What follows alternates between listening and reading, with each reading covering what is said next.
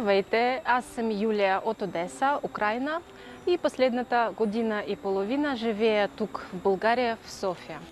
Работя като менеджер на проект на Фондация Културен хъб България, а Украина е в Европа. Партньорство се осъществява с нашите приятели от Румъния и от Испания.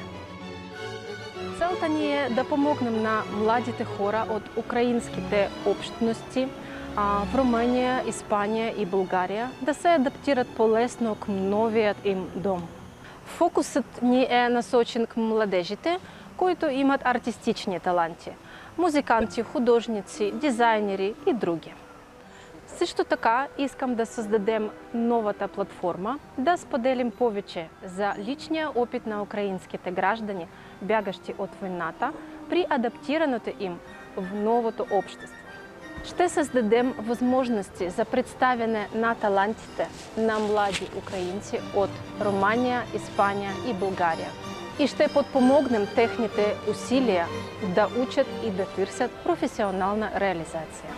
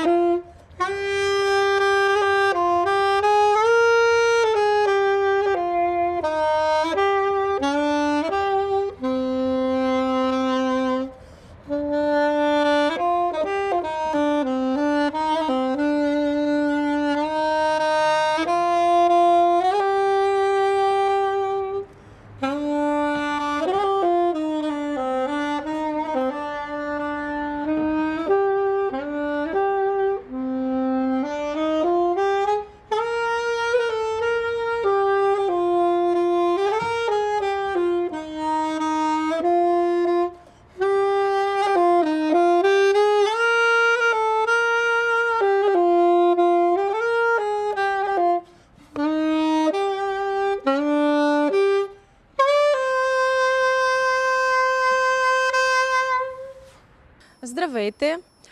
Току-що ние чухме този чудесно представление, чудесна музика на Ярослав Кмитко от Киев, Украина.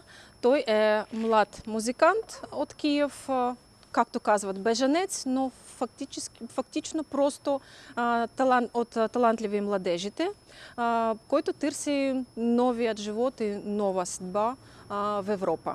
Да видим какво има да каже. Привіт. Привіт! Можеш да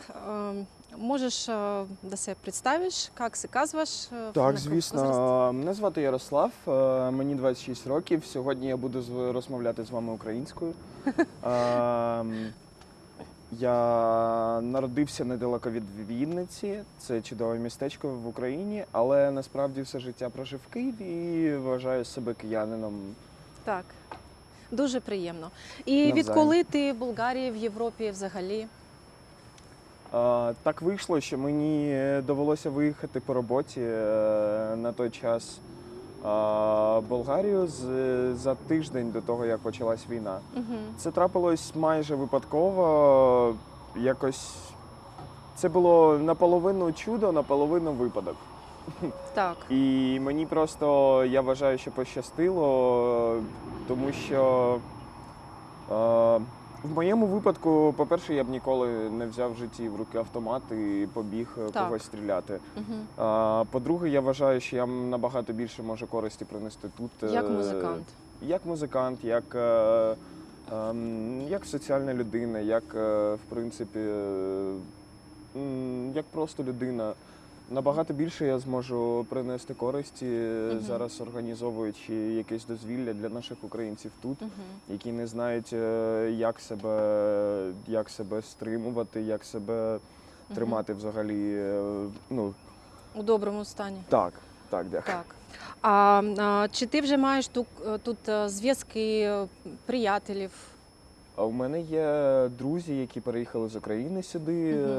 У мене є друзі, з якими я вже тут познайомився. І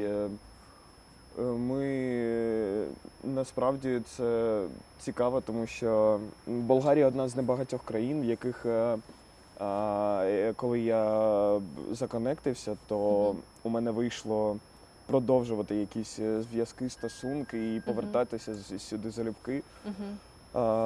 Тому Супер. Може, так. ти маєш улюблені місця в Болгарії, в О, звісно. Європі?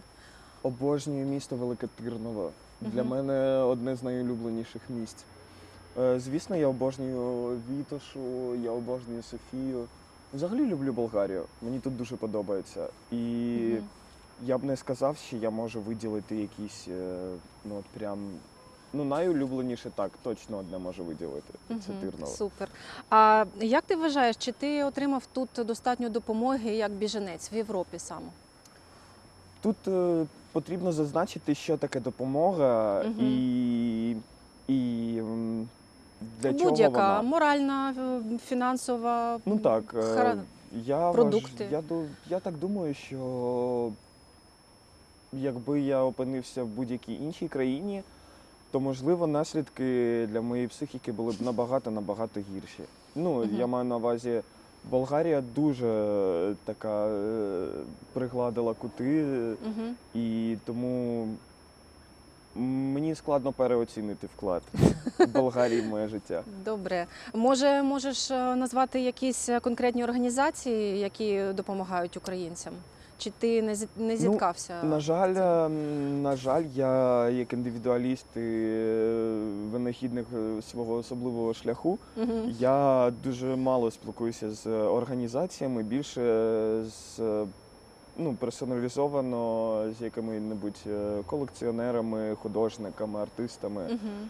І, З творчими людьми. ну, творче коло так, але плюс те коло, в якому я можу реалізуватися не тільки як Мгм. музикант, але як і взагалі людина, істота. А розкажи про це. Ти розвинув свій талант тут, або це важко? Ну, потрібно зазначити, що в мене був і до цього не дуже легкий шлях. Угу. І я працював останні декілька років навіть не по своїй професії, а я працював в художній галереї. Угу. Тому мені дуже складно сказати, наскільки я розвився як творча особистість. Особливо, як я маю на увазі професійно, як я розвиваюсь. Але як людина, як частина суспільства, як взагалі частина цього світу, я відчуваю себе набагато впевненіше, набагато, ну, взагалі все інакше.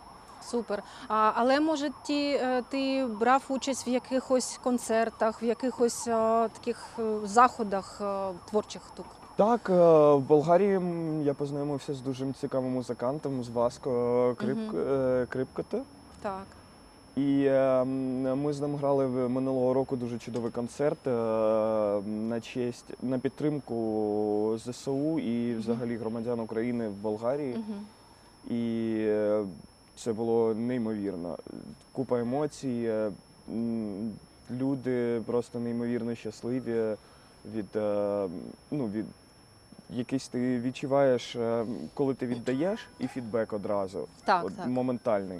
І це було дуже суттєва така штука. Супер. А що ти можеш взагалі порадити іншим українським біженцям, які ще живеют тук в Болгарии? Извинявайте, няколко езици. А какво можеш да посоветваш на тези хора? По-перше, не втрачати себе.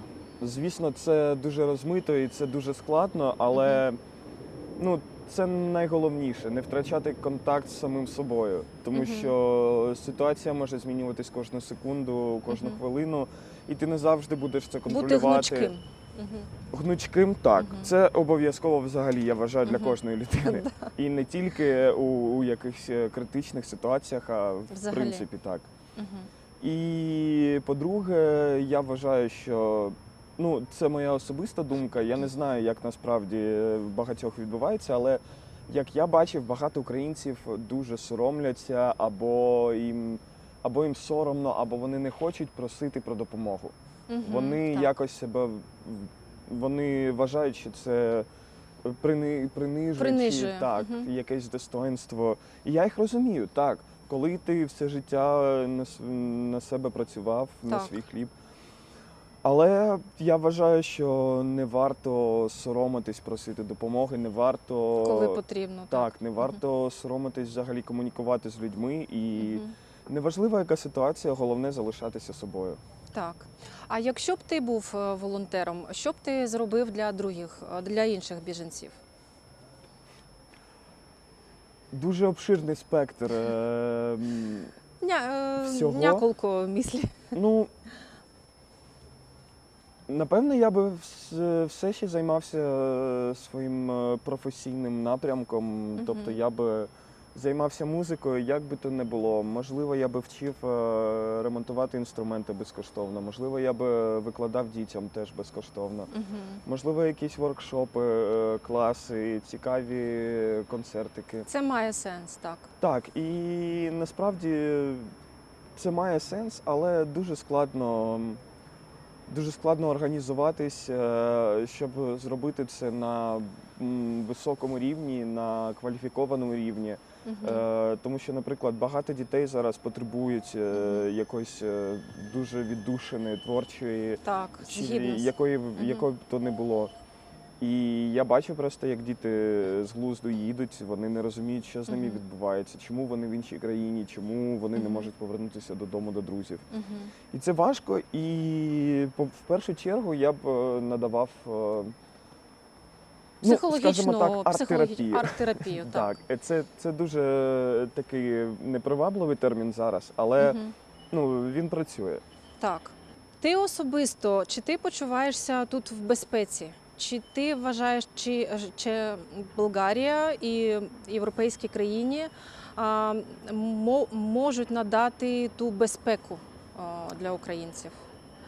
В фізичному плані, тобто на тебе не летять бомби, в тебе не стріляють, там ніхто не приходить до тебе додому, там гвалтувати і вбивати. Так. В фізичному плані, звісно. Але в психологічному плані, я думаю, що кожен сам вирішує, де його безпечна зона.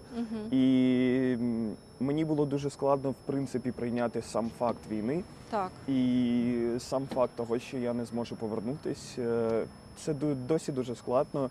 Я не впевнений, що я можу будь-де відчути себе в повній безпеці. Морально. Так, чисто психологічно я не думаю, що я взагалі десь відчуваю себе в безпеці. Тому що все ж ти нервуєш. Тому що це отут і нервуєш отут. Це не в мізках, це просто десь на підсвідомості якійсь. Тебе залишили дому, і все. А чи ти маєш плани тут, в Болгарії, за майбутнє? Таких конкретних планів немає, але я впевнений, що ситуація, в якій ми всі опинилися, буде спонукати людей доєднуватися один до одного, починати розробляти якісь нові цікаві проекти і якось взаємодіяти між собою. Тому я сподіваюся, я знайду і своє місце в цій взаємодії. Я сподіваюся, я насправді бажаю тобі цього. Було Дякую. дуже цікаво, і ти дуже цікава людина. Якщо щось потрібно, ти можеш винаги да свържеш с нас и винаги да питаш, ние ще помогнем.